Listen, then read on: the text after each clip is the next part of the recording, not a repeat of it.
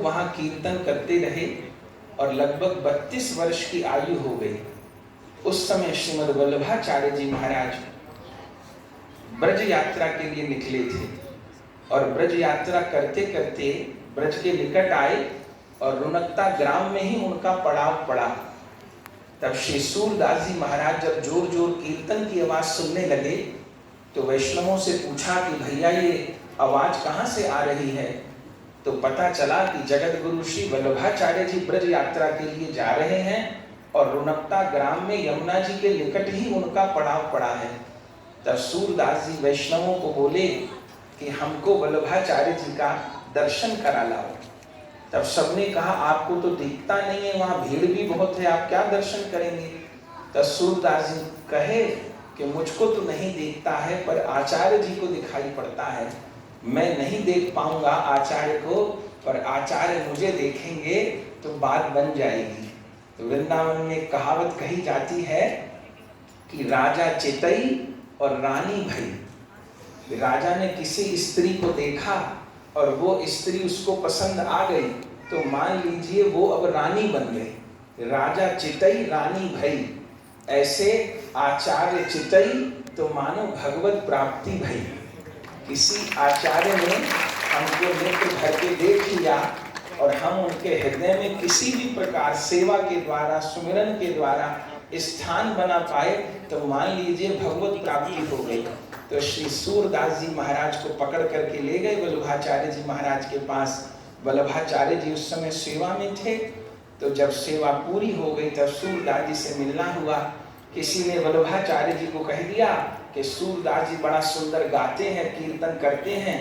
तो वल्लभाचार्य जी सूरदास जी महाराज को आज्ञा किए कि कछु सुनाओ। तो श्री सूरदास जी महाराज विनय के कीर्तन किए। मौसम कौन कुटिल खलकामी। कीर्तन पूरा हुआ, वल्लभाचार्य जी फिर आज्ञा की कछु और सुनाओ। तो हरि में सब पतितन कोटि को। फिर कीर्तन पूरा हुआ, कछु और सुनाओ। बोले हरि में सब पतितन को नायक। माने जितने भी बार कीर्तन करने की आज्ञा दिए तो यही कीर्तन सुनाए। तब वल्लभाचार्य जी महाराज श्री सूरदास जी को क्या बोले, अरे सूरदास जी आप तो भजन करने वालों में सूर हो, घिघिया क्यों रहे हो। घिघिया क्यों रहे हो अर्थात आपने जितने भी कीर्तन अभी तक किए अपने दुर्गुणों का बखान तो किया कि मैं कामी हूँ, मैं पापी हूँ, मैं लोभी हूँ, मैं ऐसा हूँ, लेकिन अभी तक लाल जी के गुणों का आपने वर्णन नहीं किया। तो लाल जी के गुणों का वर्णन करो। तो सूरदास जी महाराज बोले, हे आचार्य जी मुझे लाल जी के गुणों का अनुभव नहीं है। सूरदास ने अभी तक वही गाया है जो उसको अनुभव हुआ है। तो मुझे यही अनुभव अभी तक हुआ है कि मुझसे अधिक अधम इस जगत में कोई नहीं है। पर इतनी बात सुने तो वल्लभाचार्य जी का हृदय द्रवीभूत हो गया। उसी समय सूरदास जी महाराज को आज्ञा किए, जाइए यमुना जी स्नान करके आइए। यमुना जी स्नान करके आए। तब वल्लभाचार्य जी सूरदास जी को ब्रह्म संबंध करवा दिए, कंठी बांध दिए, तिलक कर दिए। और उस समय श्रीमद् भागवत जी की पोथी मंगवाए और श्रीमद् भागवत जी की पोथी में से दशम स्कंद की केवल अनुक्रमणिका, कोई पूरा प्रसंग नहीं, केवल दशम स्कंद के 90 अध्याय की अनुक्रमणिका कि इस अध्याय में ये प्रसंग है, इस अध्याय में ये कथा है, अनुक्रमणिका सुनाते गए। और श्री सूरदास जी के हृदय में जो जो आचार्य चरण बोलते गए वही वही लीला सूरदास जी के हृदय में प्रकाशित होती चली गई। तब श्री वल्लभाचार्य जी ने सूरदास जी को कहा, अब आपको कहाँ अनुभव होए।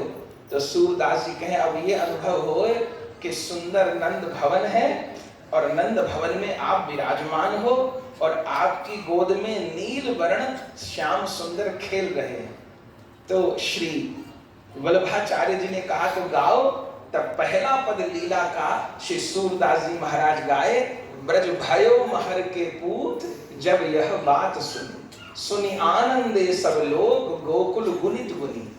भागवत जी में जो नंदोत्सव के 18 श्लोक हैं उन पूरे 18 श्लोकों का वर्णन सूरदास जी इस पद में किए हैं। और ये सूरदास जी के इस पद की इतनी महिमा है कि जहां पर भी समाज होती है जन्माष्टमी के दिन ये पद 2-3 बार गवता है। श्री राधा वल्लभ जी में भी जन्माष्टमी को यही पद गवता है, ब्रज भयो महर के पूत जब यह बात सुनी। अगले दिन नवमी को नंदोत्सव में भी गवता है, भट्ट जी में भी गवता है, श्रीनाथ जी में, जहां जहां समाज होती हैं वहां जन्माष्टमी को और नंदोत्सव को दोनों दिन ये पद गवता है, ब्रज भयो महर के पूत जब यह बात सुनी।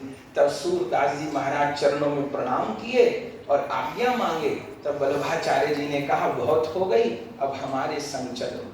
तब हाथ पकड़ करके सूरदास जी को ब्रज में लेकर के आए, श्री गोवर्धन नाथ जी की सेवा में विराजमान कर दिया और लगभग 70 वर्ष तक श्री गिरिराज जी में पाराशौली में चंद्र सरोवर के तट पर रहते हुए खूब श्रीनाथ जी को लाड़ किए। और फिर 105 वर्ष की आयु में 1640 में, उस समय भी अंत में दृढ़ इन चरणन केरो भरोसो, दृढ़ इन चरणन केरो, श्री वल्लभ नग चंद छटावन सब जग माझ अंधेरो, साधन और नहीं या कली में जासो होए निवेरो, सूर कहा कही दिविद आंधरो, बिना मोल को चेरो, भरोसो दृढ़ इन चरणन केरो। यही कीर्तन करते हुए श्रीमद् वल्लभ के चरणों में प्रणाम करते हुए सूरदास जी अपनी जगत की लीला को पूर्ण किए। तो आज वल्लभाचार्य जी के आविर्भाव की पूज्य महाराज जी को और सब संत वैष्णव जनों को बड़ी बड़ी बधाई है।